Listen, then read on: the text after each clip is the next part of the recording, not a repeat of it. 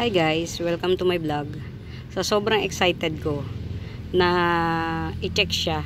Hindi ko na napakita sa inyo yung full itsura niya. So ganun sobrang excited. Mas excited ako guys na i-check yung halaman kung pwede na siyang i-harvest kesa mag-video. So nakalimutan ko. Ayan. Bali ganito itsura niyan guys, yan. Pakita ko na lang sa inyo i-re-reenactment na lang natin yan. Ganyan na itsura niyan guys, yan. Yan. Ito kasi guys, mother na to, na-top cut ko na to. Yung pinaka-top cut nito, luckily hindi siya nabili. So yun yung magiging magiging model plant. Etong top cut, nag-baby na siya ng dalawa. So ito yung una, na-harvest ko na. Ito. Yan, harvest ko na. Sobrang grateful ako dito sa Anthurium na to kasi juvenile siya pero grabe yung ugat. Tas guys, mind you, sa dinami-dami ng mga napapanood ko na nag-Anthuriums, walang kaparehas nito guys. Walang kaparehas nito. Sobrang hybrid to. Palagay ko ang nag-hybrid nito guys, nature. Baka ang beast, yung ganon, or ibon, kasi para siyang hybrid ng cardboard at wave of love. Pero at the same time sobrang kulot niya. Ayan nakita nyo yan, yung baby niya, kulot na kulot siya. Yan, magiging kulot pa yan lalo habang lumalaki siya. Ito new leaf niya yan, new leaf. Ito yung unang-unang leaf niya. Pag yung unang-unang leaf niya, ganyan lang siya. Hindi. Pero mind you guys, tatatlong dahon pa lang siya pero kitang-kita mo na yung pagkakulot dito sa pinakaunang dahon. Yan. Mamaya ipapakita ko sa inyo yung model nito, model mommy. Tapos edi nakuha ko nitong isa. Grabe guys. Ngayon naiintindihan ko na bakit ang mahal ng talent pin ng doktor guys. Alam niyo kung bakit? Ang hirap pa lang mag-opera. Sobra kasing iniingatan ko. Nakita nyo guys, ang iksi lang ng node niya. Tapos yung mga ugat niya, sobrang baby pa. Iningatan ko siya na wag maputulan ng kahit na single ugat. Kasi dun ang buhay ng halaman. Luckily, this sobrang thrive na siya sa akin. Wala akong hinarvest nito na namatay. Lahat siya buhay. Antibay niya, grabe antibay niya. Hindi maselan, napakatibay. Ito nasa arawan to, grabe. As in direct sun. Pero wala siyang tawag dito. Wala siyang sunog. Tapos ito kasi ito yung base cut guys. Ito na yung unang baby niya na na-harvest ko sa base cut na to. Tapos ito pangalawang baby niya to guys, pangalawang baby. Nakakatuwa, meron pa siyang patubong dalawa bukod dito sa baby na to na siguro mga 2 months after ma-harvest ko na. Meron pa siyang patubo guys, nakita ko. Ito Ito guys to.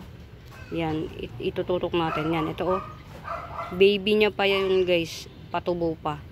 Bukod dito sa ito. Yan. Ito. Bukod dito, ito, baby niya to, pangalawang baby. Yung unang baby, yun na nga yung hinarvest ko. Ito yung pang tatlo, yan. Tutok natin. Ito, pang tatlo. Baby pa to guys. At meron pang isa pa. Grabe, ang sipag niyang mag-baby.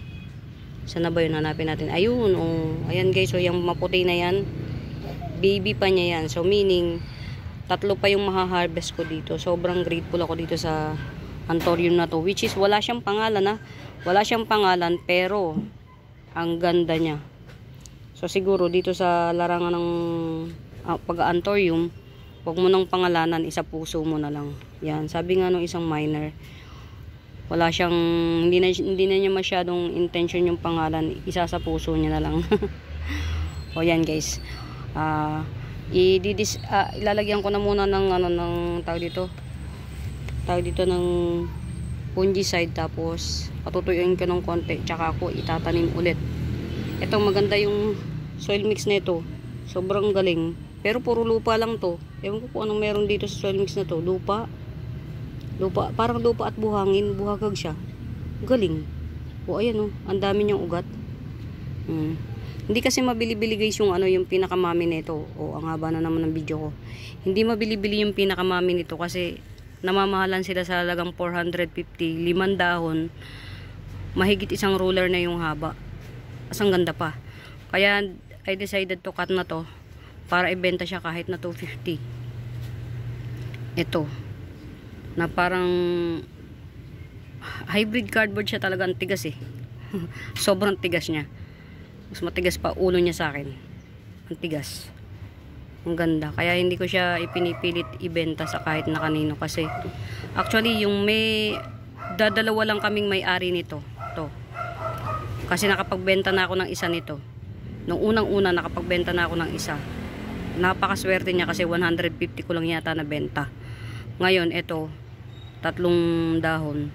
Ayan, 250. Pero at least ang ganda oh. Diba? Ayan guys. Wet lang. Lalagyan ko muna ng fungicide. Ayan guys. Naitanim ko na. Medyo nahirapan ako i-fit yung ugat niya dito. Training pot lang kasi itong pinaglagyan ko. Tama-tama lang to para sa ugat niya kasi maliit lang naman yung ugat. So sana huwag mag-root rot. Hindi ko na rin to sesilanan. Ilalagay ko na rin siya sa direct sunlight. Pero hindi naman sobrang direct. Ito, babalik ko na siya sa dati niyang pinaglalagyan. Hindi naman maselan to eh. Yan, dinagdagan ko na lang din ng lupa. Tapos yan, nilagyan ko ng mga fungicide ulit. Tapos ito, basa naman yung lupa. Hindi ko na siya didiligan muna. Kasi basa naman yung lupa. Tapos ilalagay ko siya sa... Hindi naman totally shaded. Hindi na shaded. Kaya na niya ito. Ang kapal kasi ng dahon niya. Ito, sobra. Hindi na natin siya kailangan itago. Ang kapal ng dahon niya. Yan. So, yan guys. Another harvesting. Na pwede na siyang i-flex. Pero, baka mag-live ako January na. Hindi na itong December. January na. Yan guys, ang aking hybrid Anthurium X cardboard X wave of love. Yan. Done harvesting and repotting. Yan. Happy watching guys. Bye.